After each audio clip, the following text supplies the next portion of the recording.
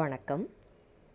திருமுறைகளில் தமிழின் அழகும் சிறப்பும் என்ற தலைப்பின் கீழ் இன்று நாம் சிந்திக்க இருப்பது மாலைகள்.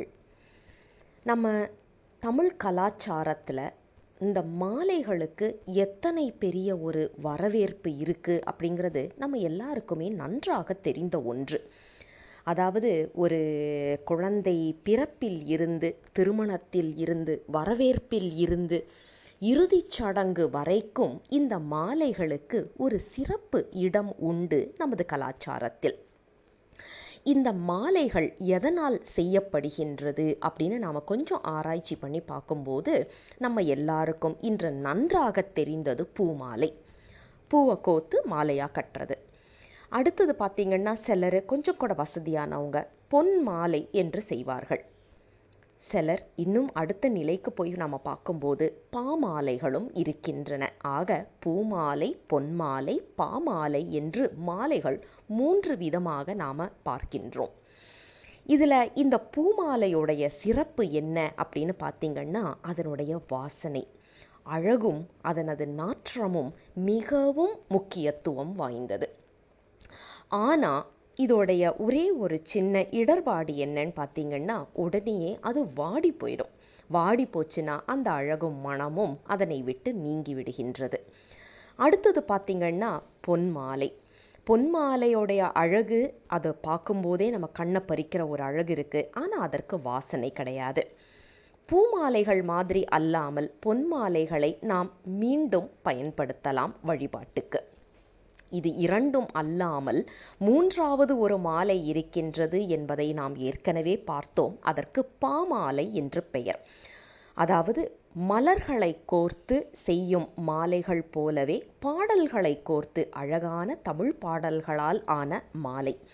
இதோடைய சிறப்பு என்னன்னா என்றென்றும் இதற்கு அந்த வாசனை இருக்கும். அதே போல ஒரு தடவை பயன்படுத்தினா 100 1000 ஆண்டுகளுக்கு மேலும் அதையும் நாம் மீண்டும் பயன்படுத்தலாம். அதுதான் நம்மளுடைய பாமாலைகளின் சிறப்பு. இன்றைய தலைப்பு பார்த்திங்கன்னா இந்த பாமாலைகளை பற்றி கொஞ்சம் ஆழமாக நாம் சிந்திக்க போகின்றோம். இந்த மாலைகள் கோக்கும்போது நீங்கள் பார்த்திங்கன்னா சிலப்ப கதம்பம் என்று சொல்லப்படுவது பல வகையான மலர்களும் இலைகளையும் வைத்து கட்டுவார்கள். மல்லிப்பூ மாலை, ரோசாப்பூ மாலை அப்படிங்கிறதையும் நாம் பார்க்குறோம். அதாவது ஒரே ஒரு மலரை எடுத்து அழகான ஒரு மாலை வடிவில் அதை கோர்ப்பார்கள்.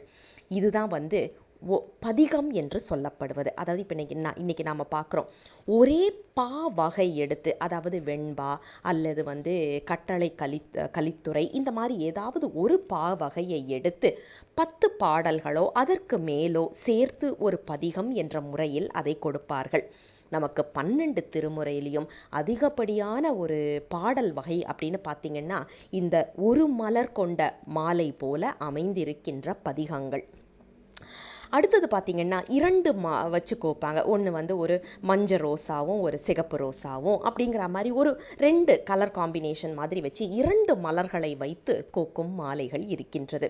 அதுக்கு இரட்டை மணி மாலை என்று நமக்கு பாமாலைகளில் சொல்லுவார்கள். அதாவது 2 விதமான பா வகைகளை வைத்து அழகான ஒரு மாலை மாதிரி கோப்பது. இதுக்கு பார்த்திங்கன்னா 20 பாடல்கள் கொண்டதாக இருக்கும். முதல் 3வது 5வது அப்படின்னு இந்த ஒத்தப்படையில் உள்ள பாடல்கள்லாம் ஒரு விதமாகவும் இரட்டைப்படையில் உள்ள பாடல்கள் எல்லாம் ஒரு விதமாகவும் இருக்கும். 11ஆம் திருமுறையில் காரைக்கால் அம்மையார் 2ஆம் நூற்றாண்டைச் சேர்ந்தவர்கள். அவர்கள் அழகான ஒரு திருப்பதிகம் அருளி செய்திருக்கின்றார்கள் இரட்டை மணி மாலை என்று. அதே மாதிரி பார்த்திங்கன்னா 3 மலர்கள் கொண்டதும் இருக்கின்றது. அதுக்கு மும்மணி கோவை என்று பெயர். இதுக்கு பார்த்திங்கன்னா 30 பாடல்கள் கொண்டதாக இருக்கும். இதற்கும் 11ஆம் திருமுறையில் நாம் எடுத்துக்காட்டு பார்க்க முடியும். நக்கீரதேவ நாயனார் அழகான ஒரு பதிகத்தை நமக்கு அருளி செய்திருக்கின்றார்.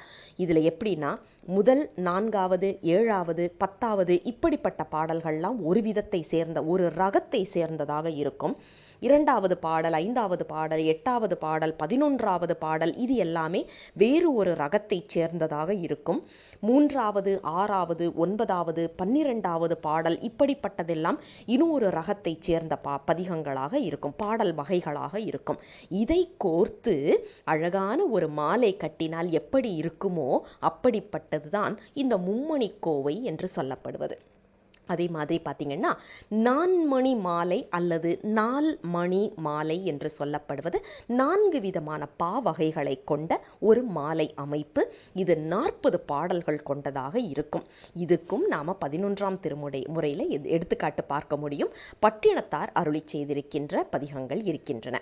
அதாவது முதல் பாடல், 5வது பாடல், 9வது பாடல், 13வது பாடல் போன்றவை ஒரு ரகத்தைச் சேர்ந்ததாகவும், 2, 6, 10, 14 போன்றவை ஒரு ரகத்தைச் சேர்ந்ததாகவும், 3, 7, 11, 15 போன்றது ஒரு ரகத்தைச் சேர்ந்ததாகவும், இறுதியாக 4, 8, 12, 16 போன்றவை வேறு ஒரு ரகத்தைச் சேர்ந்ததாகவும், ஆக 4 விதமான பாவகைகளை கொண்டு அழகான ஒரு மாலை கோர்த்தால் எப்படி இருக்குமோ அப்படி இருக்கும் நான்மணி மாலை என்று சொல்லப்படுகின்ற இந்த பதிக வகை.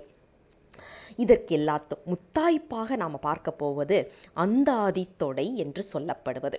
அதாவது ஒரு மாலை அப்படின்னு சொல்லிட்டீங்கன்னா அந்த 2 நுனிகளையும் முடிச்சு போட்டு அழகான ஒரு மாலை ஒரு வட்ட வடிவத்தில் இருப்பது போல அமைப்பது தான் அந்தாதி தொடை என்று சொல்லப்படுவது. அந்தாதி என்று சொன்னாலே அந்தம் கூட்டல் ஆதி என்று பொருள். அந்தம் என்று சொல்லியாச்சுன்னா கடைசியில் இருப்பது என்று பொருள். ஆதி என்று சொல்லியாச்சுன்னா ஆரம்பத்தில் இருப்பது என்று பொருள். முதல் பாடலுடைய கடைசி வார்த்தையோ சொல்லோ அடுத்த பாடலுக்கு தொடக்கமாக அமைவதுதான் இந்த அந்தாதி தொடை என்று சொல்லப்படுவது.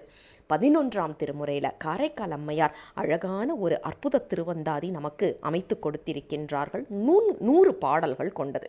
இதில் சிறப்பு என்னன்னா 100வது பாடல்ல எந்த சொல் வைத்து அந்த பாடல் முடிகின்றதோ அந்த சொல்தான் முதல் பாடலின் தொடக்கமாக அமைகின்றது. ஆக ஒரு முழு மாலை போல கட்டி இருப்பது தான் இந்த அந்தாதி தொடை என்று சொல்லப்படுவது. ஆக நமக்கு பூமாலை கிடைக்கவில்லை, பொன்மாலை போடவில்லை என்று நாம் கவலைப்பட வேண்டாம். என்றுமே பாமாலைகள் ஒன்று போதும் ஒருவரை வரவேற்பதற்கோ அல்லது நம் பூசையில் செய்வதற்கோ, எதுனாலும் என்ன ஒரு காரியம் செய்கிறதாக இருந்தாலும் நாம் பாமாலைகளை முன்னிறுத்தி செய்தாலும் பூமாலைகளை வைத்து செய்யும் அதே பலன், அதைவிட அதிகமான பலன் கிடைக்கும் என்பது நம் முன்னோர்கள் நமக்கு கொடுத்திருக்கின்ற அழகு.